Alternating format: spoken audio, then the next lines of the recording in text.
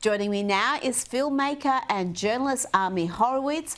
Ami, let's start with US efforts to broker a peace deal between Russia and Ukraine. And it's clear Trump is pulling out all stops to encourage, some would say bully, President Zelenskyy to agree to a deal. He's launched an attack on the Ukrainian leader, calling him a dictator without elections and saying he's done a terrible job.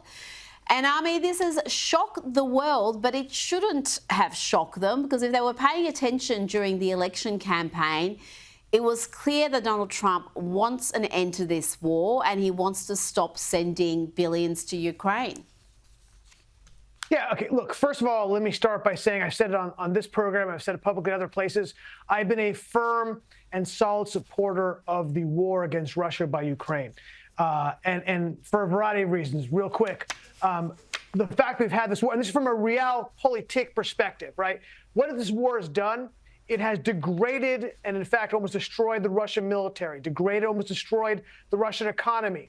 It has taken essentially one of our biggest geopolitical foes off the board for almost a generation.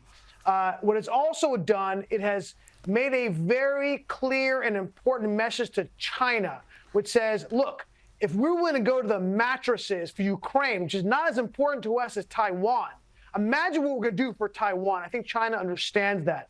And I think even more importantly, it has allowed NATO to understand the importance of self-reliance and the importance of self-defense. I think that's a vital part of this equation. Look, what he said was outrageous, but I am done condemning Trump for his crazy statements. I've done it before and I've been burned, okay? He did that with NATO. He said unhinged things. We're going to leave NATO. Well, guess what happened? They called him crazy. They called him insane. Well, before he made that statement, the vast majority of NATO countries were not paying their 2% of defense spending. After he made those statements, now the vast majority of those 31 countries are in fact paying their 2%, okay? He said, we're going to invade Greenland, right? Crazy, man. What is this guy saying? Well, guess what? His point was, hey, Denmark, you're not doing your job with Greenland. Greenland is an important strategic chokehold in the Western Hemisphere, and you are not doing your job with time and money defending and making sure that Chinese and Russian ships and submarines are not crossing with impunity. Well, guess what? They are now. Denmark now is spending more money and time in Greenland. So look, I'm done condemning Trump for crazy things. What I think is happening here, I think he's playing the heel, right? I think he's trying to bring Putin to the negotiating table. Putin has a fear of Trump. Like, let's be honest. Why does he have a fear of Trump? Because actually Trump's record the first time around was supporting Ukraine. Before Trump, what did the U.S. give under Barack Obama? They gave them blankets. What did Trump do? He gave them weapons. So he's trying to say to Putin, look, I'm on your side. You can trust me. I'm down with you. And I think that's ultimately what is needed to end up brokering a peace deal. So let's see what happens before we go crazy. And what's that line from The Art of War? You build your enemy a golden bridge to retreat on, something like that. And I think that's part of this entire strategy. But I'm glad you've learned, because many other analysts clearly haven't learned, about waiting and seeing what the impact of Trump's rhetoric and actions actually are. And in this case, some of that is already apparent. It's been immediate. We've seen a number of European countries being motivated to do more. This is what Donald Trump wants. Within hours of Trump's comments about Zelenskyy, European countries rallied to Ukraine's support, promising increased defence and security spending within days, Ami. This is precisely what Donald Trump wants to see. I think people, particularly the Europeans, they don't, he's reactionary. We don't know what he's going to do. But it's that rhetoric that he does which pushes them in the direction he wants them to go. It's all a negotiating tactic. It's all about the art of the deal. Yeah, I'm here for it. And Americans have made it clear they don't want to see these forever wars, 10 years, 20 years. They don't even want to be involved financially in these wars. Now, contrast that to how President Biden made executive decisions that some of them he wasn't even aware of, according to Speaker Mike Johnson. Have a listen to this story. Real quickly, Mr. President, can I ask you a question? I cannot answer this from my constituents in Louisiana. Sir, why did you pause LNG exports to Europe? Like, I don't understand, you know, liquefied natural gas is in great demand by our allies. Why would you do that? Because you understand, we just talked about Ukraine. You understand you're fueling Vladimir Putin's war machine because they got to get their gas from him, you know. And he looks at me stunned with this, and he said, I didn't do that. And I said, Mr. President, yes, you did. It was an executive order, like, 3 weeks ago. And he goes, no, I didn't do that. And he's arguing with me. I said, Mr. President, respectfully, could I go out here and ask your secretary to print it out? We'll read it together. You definitely did that. And he goes, oh, you talk about natural gas. Yes, sir. He said, no, you misunderstand. He said, what I did is I signed this thing we're gonna conduct a study on the effects of LNG. I said, no, you're not, sir. You paused it. I know. I have the export terminals in my state. I talked to those people this morning. This is doing massive damage to our economy, national security. It occurred to me, Barry, he was not lying to me. He genuinely did not know what he had signed. And I walked out of that meeting with fear and loathing. Will we ever know who was making those decisions during those 4 years? And again, you talk about rhetoric versus reality, and despite what Donald Trump has said, even during his first term, he was in Europe warning the Germans about becoming reliant on Russian energy, telling them that this was going to cause them issues down the track, and they laughed at him, Ami. The contrast between the two leaders could not be greater. Rita, can't we just let Biden go to the long good night? Do we really have to go over all this? Oh, the poor... Look. Yes. I want to know who was making the decisions. I want to know who was ruling the world, who was in the chair as the leader of the free world, because it appears it wasn't Joe Biden. I want this story to be apocryphal, okay? Because it is... If this is true, and I have no reason to doubt Speaker Johnson, it is one of the worst things I have ever heard. The man didn't know that he was pausing natural gas shipments out of the U.S. I mean, that's a crazy town if that's true. Look, this is exactly why they... Okay, you want to know who was in charge? It was Dr. Jill Biden, right? The greatest doctor since Dr. Pepper and Dr. J.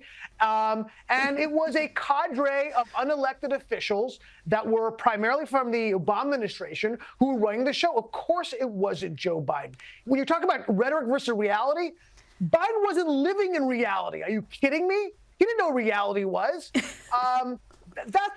Frankly, Rita, that's the charitable version of this. The uncharitable version is that, look, he knew exactly what he was saying and exactly what he was doing, and he sees that our energy independence as an evil because he is in the pocket of the Green New Deal people, and he simply wanted to make sure we had no ability to have energy independence ourselves and no way to make money on this stuff, even though the one thing you want to do is you want to decrease, again, going back to Ukraine, decrease European dependence on Russian natural gas, the only lifeline Russia has. And how do you cut that? It's by increasing and selling our natural gas to Europe. Look, the whole thing is crazy. Any way you look at it, it's terrible, it's sad. Gee, let's move on.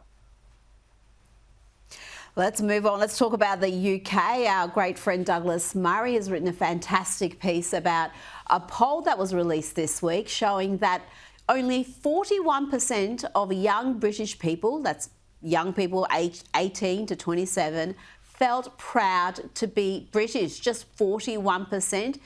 And you contrast that to just 21 years ago, back in 2004, the figure was 80%, Ami. And I would think this is not confined to the UK. This is a phenomenon we're seeing in the Western world. And I would argue it's a dangerous phenomenon. Oh, it's not just a dangerous phenomenon. It's the death of Western culture and Western supremacy if that trend continues. It's incredibly dangerous. It's incredibly awful. And look, Michelle Holbach wrote this phenomenal book called Submission. And I recommend everyone read it. It's about how it was a novel about how Islam took over France. And a large part of that was because there was a lack of French nationalism. and the degradation of French nationalism. If you'll indulge me with two personal stories, I think exemplifies this, if you don't mind, Rita.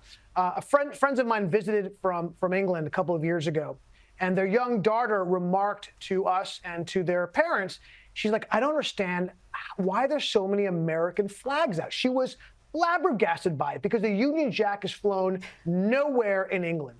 And then another story that I've told before, but it bears repeating, is that here in the U.S., you know, my coffee shop that I go to, like most coffee shops, quite left-leaning. And during Gay Pride Month, they have the Gay Pride flag up. And during Black History Month, and I'm sorry, during Juneteenth, they have the Juneteenth flag up. You know what flag they don't have up during the 4th of July? The American flag, right? This is a problem we have with the left. The left wants to destroy patriotism because when you destroy patriotism, that's how you are able to remake society in their own warped image. That's the goal. You know, during the Spanish Civil War, Franco remarked, there are 4 nationalist columns approaching Madrid, and there's a 5th column in Madrid looking to attack from within. That is what the left is. The hard left is a 5th column inside the United States and inside Western Europe because they see patriotism as a wall against them, buttressing American society and Western society, and they don't like that. They don't want that. The good news is that Trump, he really made massive strides with young people in this country. We're hoping that Gen Z is actually flipping the script and will actually move more toward the Republican column and more toward patriotism. And by the way, there's a fascinating article recently in The Atlantic about the youth and said COVID is one of the major reasons why the youth has moved to the right, because they saw their freedoms being taken away and they didn't like it. So I'm hoping there's hope. Rita, we'll see. Well, let's hope so. I mean, because we see it right here in Australia, a country where every citizen should be proud, but so many youngsters have got that anti-West sentiment. Before you go, just want to quickly ask you about this latest executive order we've seen from Donald Trump. He's probably signed more since this one. Yesterday, he signed an order to expand access to IVF and other fertility treatments through the reduction of out-of-pocket costs. Ami, I'm sure we were told repeatedly throughout the election campaign that Republicans wanted to ban IVF altogether. Obviously, that's not the case. No, it's exactly this is the Trump derangement syndrome exemplified, right? Where everybody was out there saying that Trump is against IVF. He's going to take away the ability to have children. The exact opposite. He telegraphed this. He said he was supportive of IVF. He wanted to do this. It's exactly what it did. And unfortunately, there are a lot of people on the right who are actually condemning this. I think this is extremely pro-life, pro-family. I think it's great. I think it's wonderful. And this is how we lose elections. We got to be careful. Ami Horowitz, thank you so much for your time tonight.